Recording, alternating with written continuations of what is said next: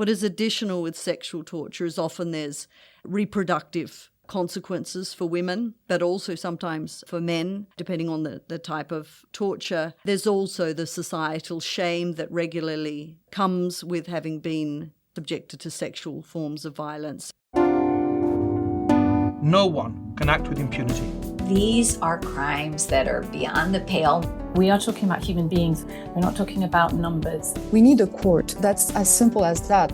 This is Asymmetrical Haircuts, your international justice podcast with Janet Anderson and Stephanie van den Berg. All rise. Hi, Steph. Hi, Janet. Earlier this year, we managed to catch up with the United Nations Special Rapporteur of Torture and Other Cruel, Inhumane or Degrading Treatment or Punishment, Dr. Alice Jill Edwards. And this month, she's officially presenting her report on sexual torture during conflict to the United Nations General Assembly. We thought it was worthwhile to do a deep dive into sexual torture and ask where it is different from regular torture. I mean, torture itself is bad enough, and even though this year is the 40th anniversary of the Torture Convention, it's still going on. And sexual torture, says Alice, is increasing. She describes it as an alarming rise in her report of sexual torture in recent conflicts. At the end of the conversation, we felt we were, as regularly happens, just kind of scratching the surface on this subject. And of course, we're going to need to tackle this one again. But anyway, I started off by asking Alice exactly what is sexual torture? First, thanks so much for having me on your podcast. I'm an avid listener, so I'm very pleased to be able to share with you some of the findings and outcomes of my upcoming report, which is, as you say, focusing on sexual torture with a specific also additional context of wartime sexual torture. And essentially, sexual torture is torture of a sexual nature. Now, that's a rather circular definition. So, of course, in the report, I've tried to unpack that a little bit more. But there is a global definition of torture. And that I consider in the UN Convention Against Torture, now ratified by 174 states parties, so making it one of the most widely endorsed human rights treaties. I consider that definition to be a form of customary international law. There are no objections to that definition, and so it has stood the test of time. There are some variations, as you would know super well, in the international criminal law context in order to identify torture as a war crime or torture as a crime against humanity. But by and large, the essence of the definition of the infliction of severe pain or suffering on a person through essentially acts and omissions that perpetrate this type of form of violence, and it's an abuse of power. So there's always a power relation in those interactions. Moving to sexual torture specifically, Alice, what makes that kind of additional, let's say, to quote-unquote regular torture? The definition itself does not mention sexual torture, but sexual torture carries ordinarily, for those victims and survivors, both those elements: severe mental or physical pain and suffering. Sometimes it will be only mental, depending on the victim, and sometimes it will be both physical and mental. And the difference with sexual torture is one of the experience of the victim and survivor, as well as the intentions of the perpetrator, I would say. Now, those intentions of the perpetrator are the same: to interrogate someone, to punish them, to intimidate, to oppress a society, or to discriminate. However, what we see in the practice of sexual torture is it's almost considered by most perpetrators as the pinnacle of torture. It may even lead to an escalation in torture if these other methods that they have been carrying out have not, in their view, led to the results that they are intending to achieve. Either the person is not intimidated, the person is continuing to exercise strong will, or they have not been able to extract information or a confession that they seek. They may escalate to sexual torture. Now, that's not always the case. Sometimes it can be sexual torture immediately. But I guess the difference here is that it's any verbal, emotional, psychological, physical aggression that intrudes into the personal or intimate spaces of the person. This is attacks on the sexual or reproductive spaces of that person, but in a way, it's a bit broader than that too. You know, The intimidation is threats of sexual torture, threats of even torturing another person, such as a woman's son with sexual torture. There's all these types of, rubbing up against the person, putting them in circumstances where they're feeling uncomfortable and at risk of a violation of their most intimate being, their personhood, their autonomy. That is, I would say, one of the main distinctions. And if I could just add, the other is, I think, the consequences. So torture has grave consequences for its victims and for families and society as a whole. What is additional with sexual torture is often there's reproductive consequences for women, but also sometimes for men, depending on the type of torture. There's also the societal shame that regularly comes with having been subjected to sexual forms of violence. So there are other additional aspects to sexual torture that I felt were therefore necessary to explain and to dedicate a report to. I wonder, why do you think people kind of regress to this sexualized form of torture so much? What is it in kind of humans that seems to be the most humiliating or the worst you can do? Because you also said just in your answer that sometimes people just start straight up with the sexualized torture. Sometimes if they don't get what they want through quote unquote regular torture, which is awful enough, they will move on to this kind of aggravated form. Well, from a victims and survivors perspective, I think we need to make sure that we are reflecting the full spectrum of those victims and survivors. And as a society, we may see it as one of the most aggravated or aggressive forms of intimidation, oppression, discrimination. And that is because as a society, we generally partner and form families in this intimate space of our safe space within the family, and to have that intruded upon by perpetrators who abuse their position of power, whether that's as a military soldier or officer. This is where I think for society, in experiencing secondhand these events, that there is a lot of anxiety around it, there's a lot of worry and concern. And of course, sometimes this type of form, especially the form of rape as sexual torture, it's not the only form, is intended to destroy the reproductive functions of the community and individuals, or alternatively to produce children in the context of genocide, for example, to punish a group for their ethnicity or their political views, for example. So I think it's very multifaceted. And when you speak to victims and survivors, I'm always conscious that this may not be the most egregious form of torture that has happened to them. It may be that they lost a limb in the other form of torture. It may be that they've developed serious traumatic stress disorder in which they're more focused on that, and that may have occurred over a long period of time of other forms of torture and humiliation and cruelty. But I think as a general view, I think because this space is so intimate to us in our ordinary personal relations, it has a very egregious form. It makes us all stop and pause, and, we can empathize, and we should empathize wholeheartedly with these victims. I'm sorry to kind of still dwell in this area, but I'm still trying to get my head around this, because when I think of sexual torture, I would think of maybe the most egregious types that you have outlined. But I have seen also in your report, you are also talking about kind of verbal and psychological aggression to make use of people's fears and worries and concerns about their own intimate areas as a form of torture. I've also seen sort of the basics of things like forced nudity also described as sexual torture. So has our understanding changed over the years of what is included in sexual torture and what is not?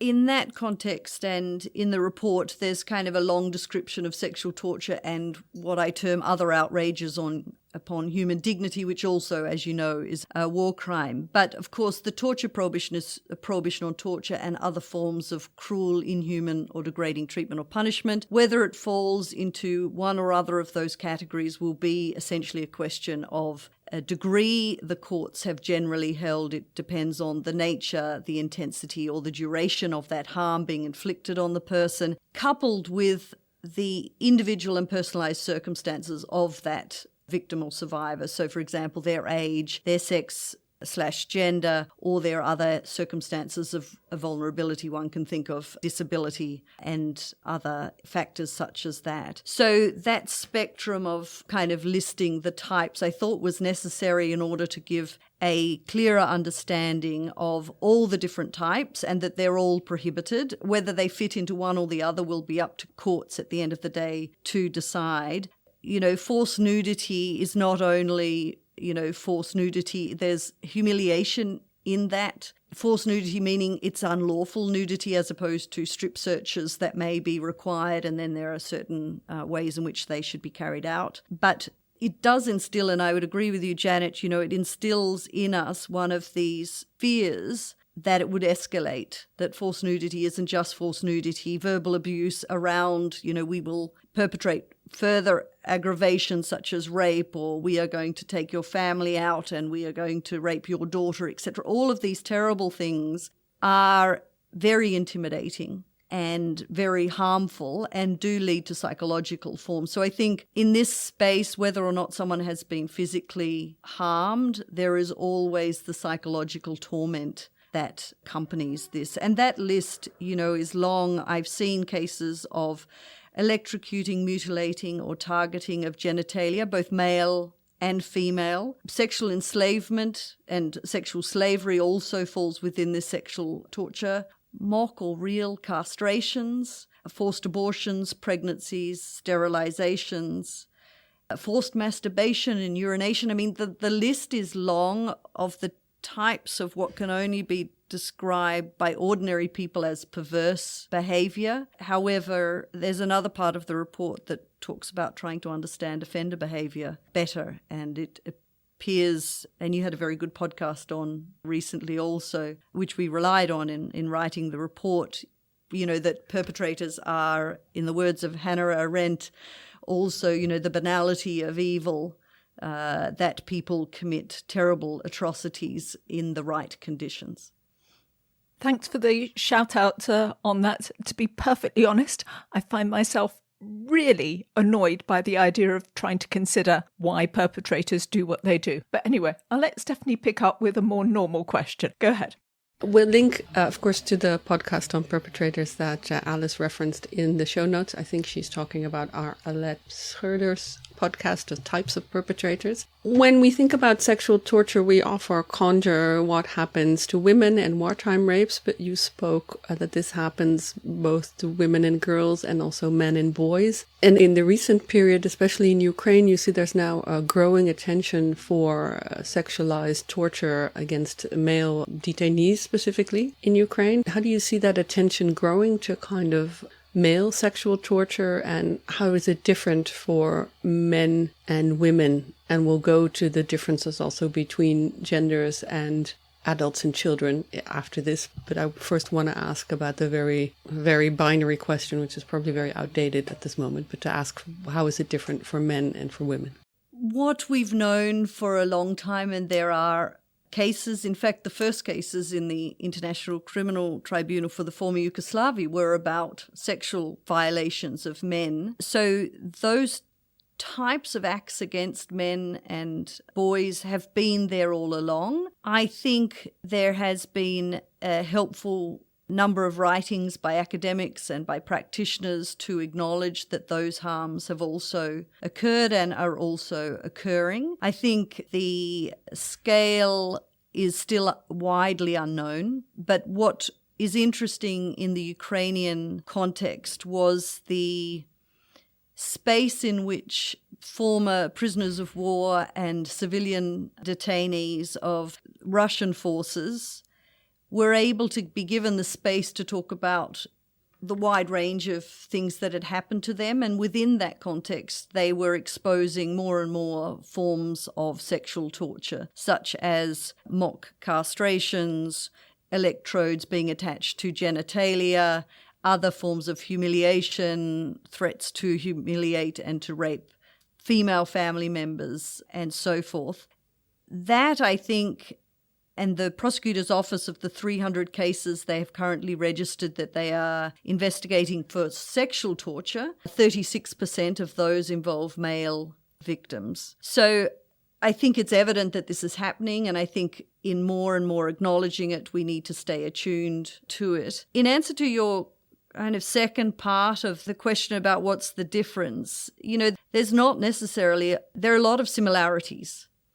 The intention is the same and the effects can be the same. So men being humiliated or intimidated into divulging state secrets or secrets of military information, or intending just to humiliate them because of their ethnicity and going to the heart of essentially what they may consider their manhood and their role in society. So it is all wrapped up in the same types of societal norms, in a way, that women experience. Women are still, at this stage, we can only say that women are and have always been more at risk. And I think that is increasing also because of the increase in female soldiers and the growing number of female soldiers acting actively in military combat presents an increased risk that, if captured, they may be at risk of sexual torture and humiliation. And I would also add that female soldiers are often at risk from their own militaries. There have been enough inquiries now into state militaries where females have alleged not only sexual harassment but also sexual crimes being committed against them. So that's another, I think, more modern phenomenon that makes it more necessary to speak out about it in these modern times. Your report also goes into a kind of details about the effects of children who are exposed to sexual torture. How does it affect children, particularly if this happens to them? I imagine that the trauma and PTSD is also something that happens with adults. So how is this different for children if this happens to them or they are witness to it? What I would say is that children are the most vulnerable victims of sexual torture. Their age, their stage of development and maturity will affect their ability to cope and understand what has happened to them, to be able to recover, and to then go on to lead normal sexual lives and normal relations with other people. For young adults and children, this idea of trust, this breakdown of trust, this dependency on adults, the belief that the adult in the room are the trusted entity. Of course, there's also child-on-child sexual assaults and sexual torture going on in the context of child soldiers. The report wasn't able to go into all of these various details, but what it really emphasizes is the need in the recovery and rehabilitation phase that there are specialists who will work with children. The added area also is those children who are a result of sexual torture, so the children born of rape. I think we need to find new language around that. I wasn't able to come up with any. I've heard from children who are those children who they don't like this terminology. It is very descriptive. It does immediately, we understand the children that we're talking about. And those children can have profound psychological trauma from knowing the earlier stages of their life. They may have fractured relations with their parents. They may be taken away from their parents. They may not be able to or may be totally excluded from the community. So development and maturity and their vulnerability makes them a category of human beings that we need to be very, very conscious of, and making sure that there are protections as well as appropriate rehabilitation that's suitable to them as children. If you listen to the podcast, maybe you know that I have a particular interest in the former Yugoslavia, and what you're saying about the children born of rape reminds me of in Bosnia. A lot of those children are now in their 20s, early 30s, and there's actually a kind of new narrative emerging around them, with them telling their story and kind of owning their story. And that's a very interesting development, I think, because I've heard all about the babies and the children born of it, and now they have more of their own agency. And that is also how society in Bosnia, I think, is changing. I wanted to touch on the last kind of vulnerable group. There is also a particular vulnerability for LGBTQ plus individuals for this sexualized torture. Can you explain the difficulties they encounter and have to navigate even after something has happened to them? Yeah, so the other group of individuals that I mentioned in the report, as you say, are LGBTI and other individuals who are also at risk. And in fact, we've acknowledged since the Second World War and the experimentation by the Nazis on homosexuals and other, at the time, classified as gender non-conforming individuals. And that is actually replicated in Article 7 of the International Covenant on Civil and Political Rights, the prohibition on biologic or scientific experimentation. And at that stage, there was also a focus on this group of people. As being outside, I suppose, the mainstream in a lot of societies, they may come under targeting in the context of war and being subjected to all different forms of sexual torture. And I think, and being particularly at risk depending on the roles that they're playing, how they are perceived. I mean, there's also the risk of perception of being in the group, even if one is not in the group, and the risks that entails. And I would also say, in countries that prohibit same-sex relations, the consequences subsequently in coming forward can be very grave. They may actually, so victims and survivors may actually face prosecution for rapes that have happened to them. So there's this kind of real problematic for this group to navigate those next stages and not find themselves in a circumstance that is more dangerous. And actually, the consequences for LGBTI can be very grave in some societies and still in many around the world, including many that are in conflict. Same-sex relations are criminalized. So one may find oneself not only the victim of rape or other sexual assaults, but also because of that and coming forward and wishing to speak out, one may be prosecuted under the criminal law for having so-called same-sex relations. So this conflation between a violation and a criminal act is a very dangerous space for LGBTI plus individuals to be able to navigate afterwards. We noted that you talk about, quote, alarming rise, unquote, in the reports of sexual torture, and you cast your net quite wide, but managed to get a lot of information from a lot of different countries. So before I ask about the rise, then where are we talking about? I mean, in my mind, Ukraine, maybe Palestine, but I mean, is it a lot of places that most of the world is ignoring? So for the report, apart from my own research, I received 46 submissions from various different countries around the world describing and setting out incidents and experiences of violations. Of those conflicts that are going on today, the International Committee of the Red Cross has updated their statistics and now say that there are 120 conflicts going on around the world. So we are ignoring a lot, Janet. I have tried to find the list.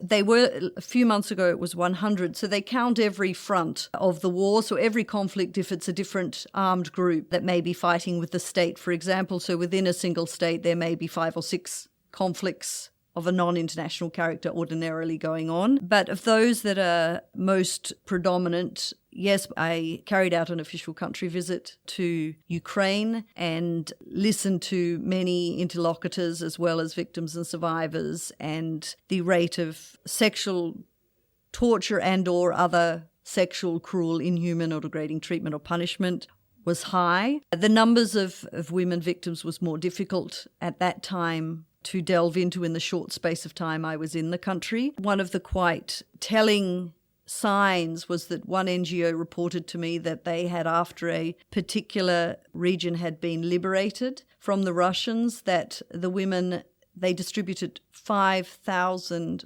prophylactics, so morning after pills, to women, and many wanted extra in the event that this would recur, and therefore they were prepared. So that information is very telling.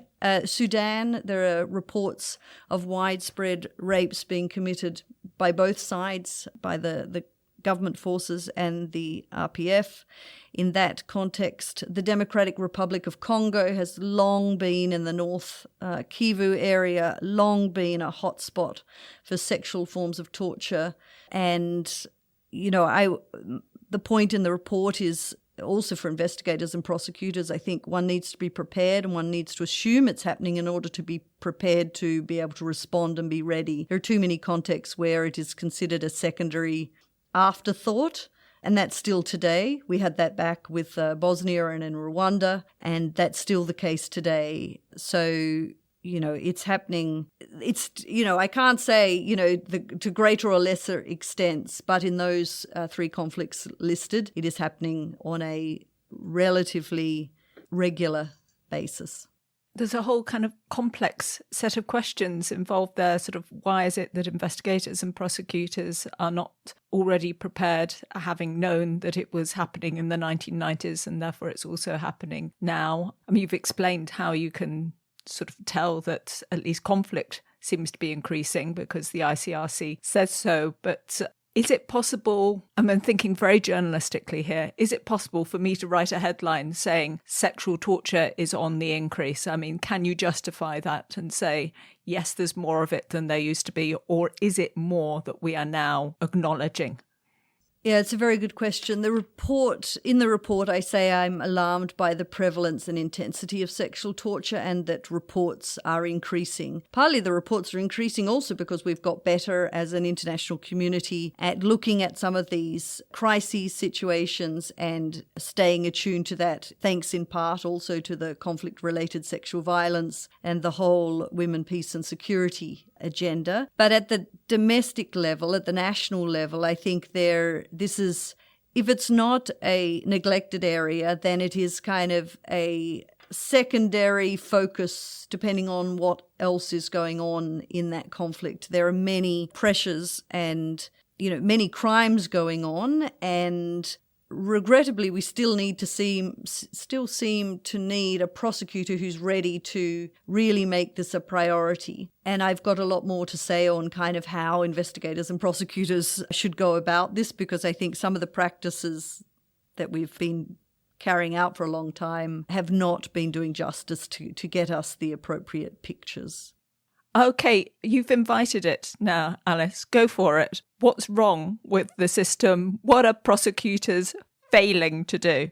Great. I'm glad you asked, Janet. So, what I'm advocating for in this report is let's get back to basics of looking at what torture is and applying the torture prohibition to these crimes which were previously ignored. Historically, there were no crimes, whether from the Nuremberg tribunals all the way through. And now we are putting them in a special category of rape or sexual enslavement, etc. Now, I was part of that push because we were back then also ignoring these crimes, and the only way really to tackle them was to put them under the umbrella of torture. Fast forward 20, 25 years, we've almost kind of forgotten or not sure how torture interacts with rape and sexual violence, and where prosecutors and others should frame and how they should charge these crimes. So that's kind of number one. I think the torture framework is applicable and relevant. And the second is that it has many advantages. And the first is that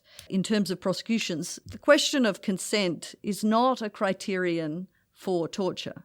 No one asks a person who's been beaten by a military officer in their custody whether they consented to that beating. So if they are raped by that same person, we should not even go into the semantics of consent, because this is in a coercive environment. Some of the judgments of the ICTY and others are very good in saying the coercive environment of wartime leads to those consent questions being irrelevant. But because it's not actually a criterion at all for torture, I think it's easier and could be easier both for investigators and prosecutors to proceed, but also for victims and survivors. They don't have to justify why this happened to them.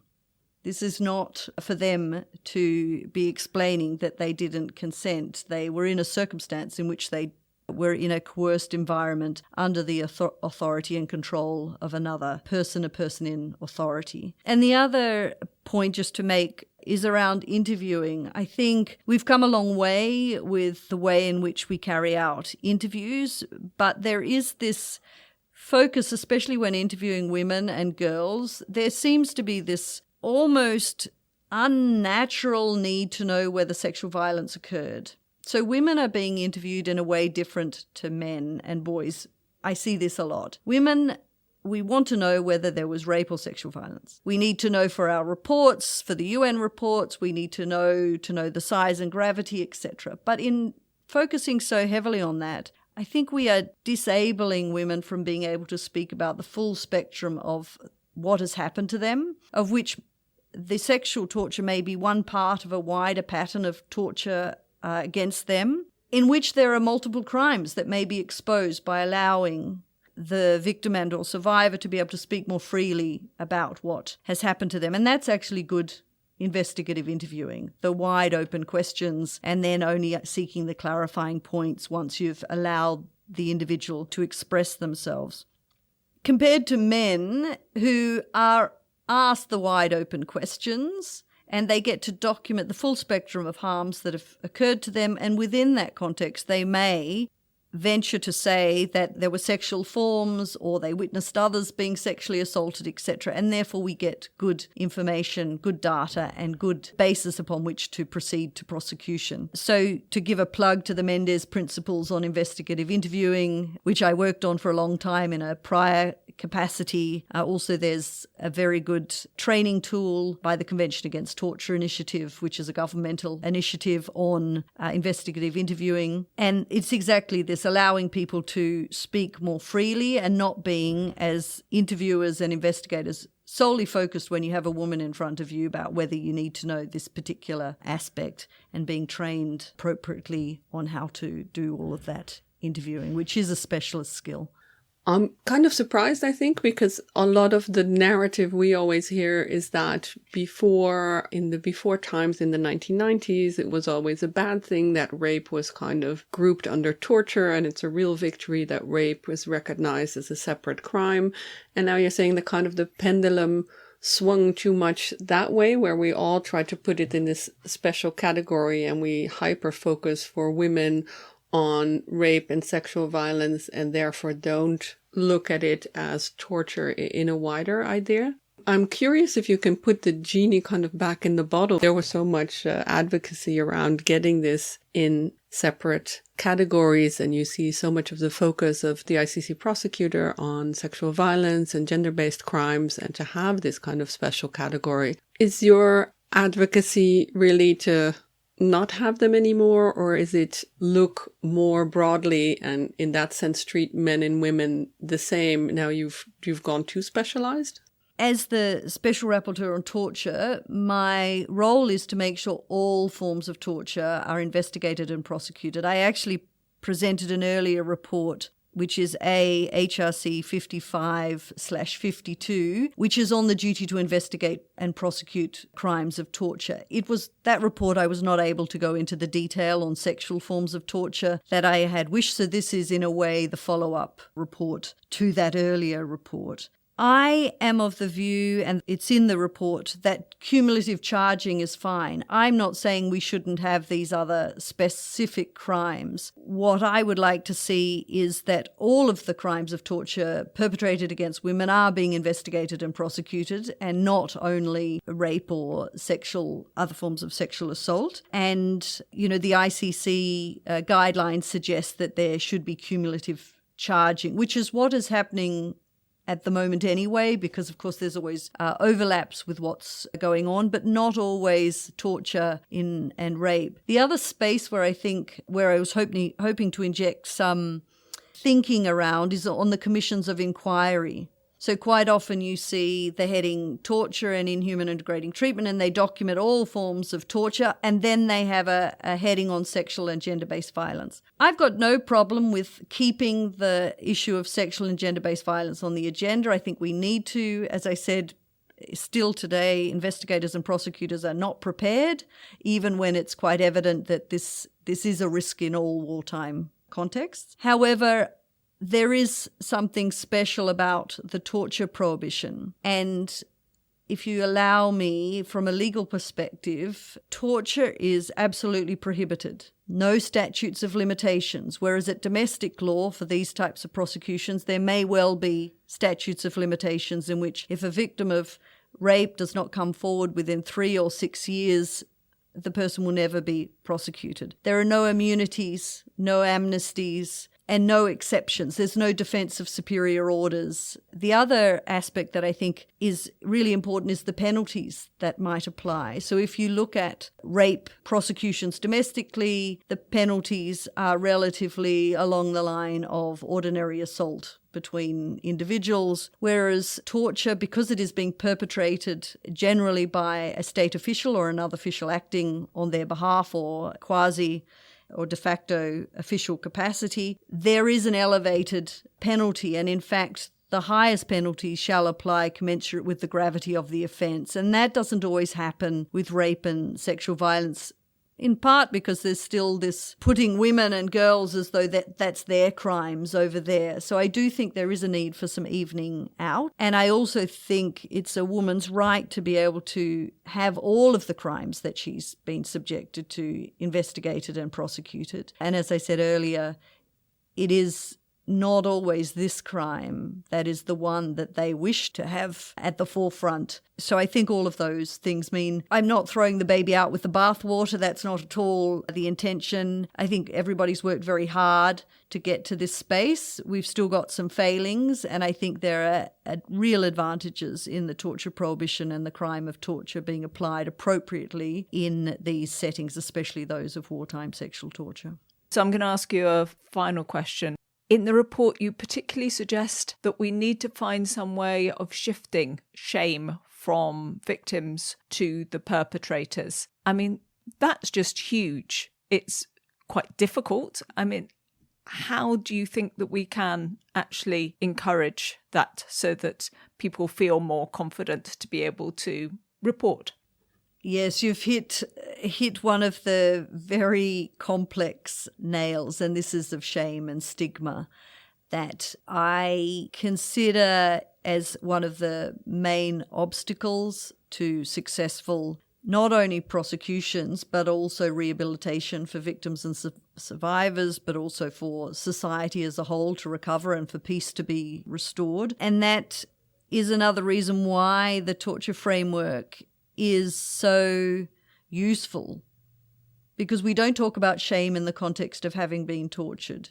People who are tortured there's no shame in torture. Now, someone may feel guilty for not having followed orders and found themselves in a place where they were captured and therefore tortured, or they may feel guilty because they disclosed information under torture. That, there's no guilt in that, but they may feel this sense of shame or stigma in acknowledging those things. But there's it's a different character. There have been some good examples. Part of my report, I went to Erbil and Duhok in Iraq and met with the Yazidi, Christian, Turkmen and other survivors of those ISIS atrocities, a lot of which could be categorized as sexual torture as well as more specific crimes of sexual enslavement. And there, the leadership within the Yazidi community spoke out and claimed that those women asked them to return home, asked the society to accept them back, and that there should be no shame in what had happened to them. It's not their fault. This occurred to them, that they were not to blame for that. And that has had remarkable success for the Yazidi survivors. The other communities have not had the same level of leadership engagement, so regrettably they have to hide the fact that they're going to get rehabilitation support. They have to continue to lie about what happened to them. They also sometimes get humiliated and treated poorly by the community as well as by the authorities. So it really is a question of leadership to be able to absolve any feelings of shame, even though those shames should not fall on those individuals. And what I think the torture framework offers is to put the shame where it belongs, which is on the perpetrators.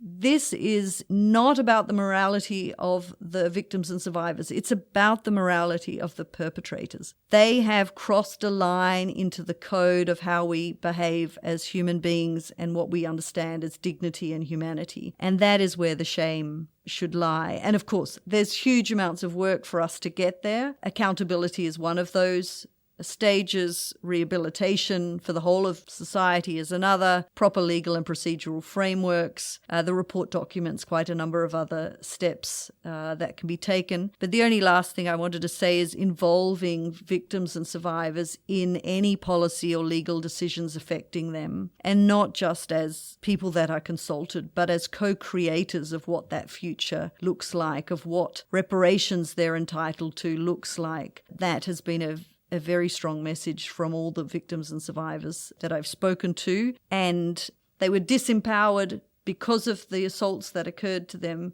We do not want to doubly disempower them or subject them to any harms by not considering them partners in the process of recovery and rehabilitation.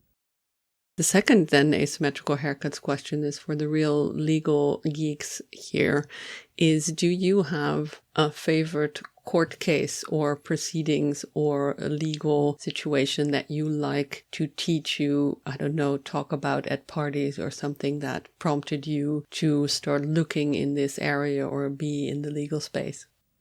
I mean, Akayesu, I think, is a groundbreaking case. I think this judgment, you can read it in full. It gives you a fabulous historical recognition of these crimes also. I mean, it's a textbook in the development of the international criminal law around torture as well as genocide and sexual forms. So that would be a case that I continue to cite and quote. And there's a fantastic statement in that judgment that says, like torture, rape is intended to intimidate, discriminate, humiliate, and therefore it is a form of torture also. So, it's a very, very strong case, and I think its resonance is until today, and we need more judgments like it. And we always ask right at the end, is there anything that you've been reading, watching, listening to that you would like to share with the audience? It can be stuff that's in our field, or it can be whatever you use to relax. I used to read a lot. I have to say that even though I've been working in this field for 25, nearly 30 years now, I think, I'm finding it harder and harder. I don't know what happens with age and whether, or frustrations with not being able to achieve other things. So I'm not going to give a book suggestion if I can vary from that, because one is not springing to mind. But I think my therapy is Pinterest, and I look at a lot of interior design posts on Pinterest is how I decompress these days. I don't use Pinterest, but I have at the moment thrift hauls are my thing. What can you buy thrifting, and what do you do with it? Stephanie, what's your secret vice? I have to say, in the last month, I've been kind of redesigning my living room. So I've been making, I don't know what the English word for this, one of those kind of things to build around your radiator to make it look nice. So I'm doing that and looking at swabs of mural paint to see what colors I should paint my walls to go with the funky new furniture that I bought, which a friend described as 1970s chaos, which is a bit my living room. Great. Thank you so much for giving us your time, Alice. And I'm sure we'll be back in touch with the next volume of your production too. But this one, for me at least, has been really interesting, really eye-opening to set me thinking about what is really going on in our world. So thank you. Thank you both very much, and keep up the great work with this fabulous podcast. I'm a real fan, so thanks a lot. Thank you.